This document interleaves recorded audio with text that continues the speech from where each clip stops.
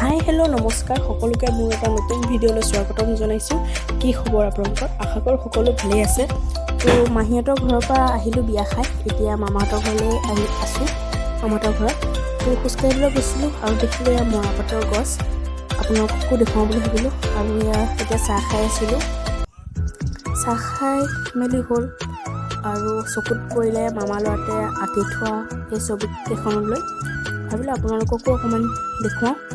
তো বহুত ধুনীয়া হৈছে, আপোনালোকেও কেনেকুৱা হৈছে জনাব কমেণ্ট কৰি। আৰু যাতে এনেকৈ ভাল ভাল আঁকি যায়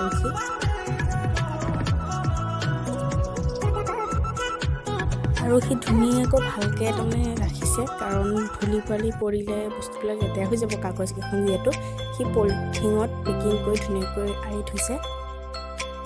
আপোনালোকক এতিয়া ল'ৰাটোৰ লগত চিনাকি কৰাই দিম। সি বৰ লাজুকীয়া, এইটোৱে আঁকিছে। আজি হ'ল নেক্সট ডে আৰু এইটো জুট মিল হয়, মৰাপাটৰ ফেক্টৰী বুলি ক'লেও ভুল নহয়। আজি গৈ আছোঁ মই ত্ৰিশূলধাৰী মন্দিৰলৈ। এই মন্দিৰটো নগাঁও শিলঘাটৰ পৰা প্ৰায় 5-10 কিলোমিটাৰমান সোমাই আহিব লাগে।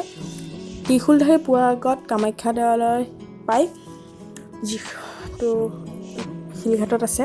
কামাখ্যা দেৱালয় পাৰ হৈহে ত্ৰিশূলধাৰী পোৱা যায়। আৰু ত্ৰিশূলধাৰী পালোহি আৰু ত্ৰিশূলধাৰী পোৱাৰ আগত দুফালে ত্ৰিশূল লগাই থোৱা আছে, দেখা পোৱা যায়।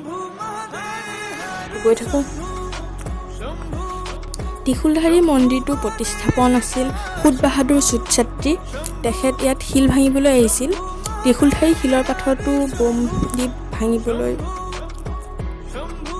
বোম লগাইছিল। কিন্তু তেওঁ প্ৰথম দিনাখন সেই পাথৰটো ভাঙিব নোৱাৰিলে। পিছৰ দিনাখন একেলগে 10টা বোম লগাইছিলে, কিন্তু পিছৰ দিনাও নাভাঙিলে।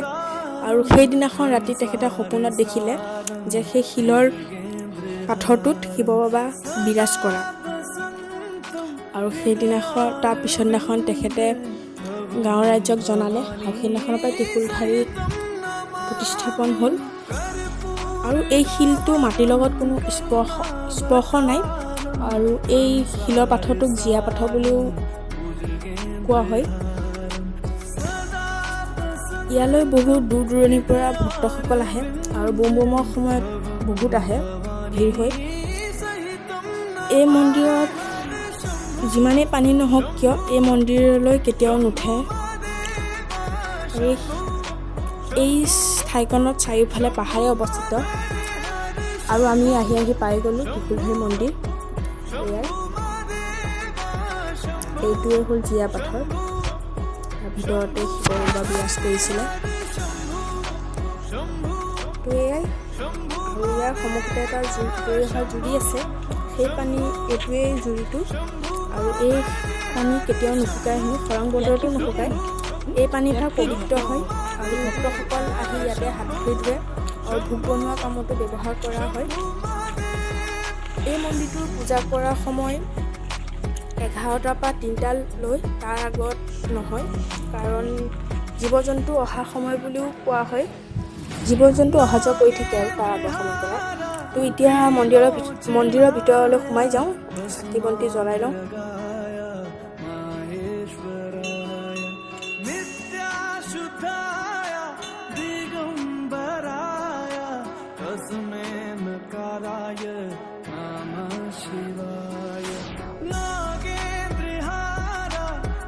আৰু এই বগা যে দেখিছে টাইলছ, তাৰ ভিতৰতে সোমাব লাগে। আচলতে আমি অহা সময়টো সোনকাল হ'ল, বামুণ দেউজন অহাই নাছিলে।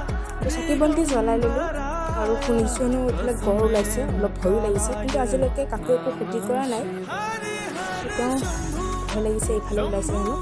তো আজি ভিডিঅ'টো ইমানখিনিয়ে আছিলে। যদি ভিডিঅ'টো চাই ভাল পালে লাইক কমেণ্ট শ্বেয়াৰ কৰি দিব। আকৌ এটা নতুন ভিডিঅ'ত লগ পাম। আৰু আজি যিহেতু চাকি বন্তি জ্বলাই অহাহে হ'ল, দেউজন আহি নাপালে, সেইকাৰণে আকৌ এদিন নেক্সট ডে যাম। ত্ৰিশূলধাৰী মন্দিৰৰ বিষয়েও অলপমান কথা জানি আহিম।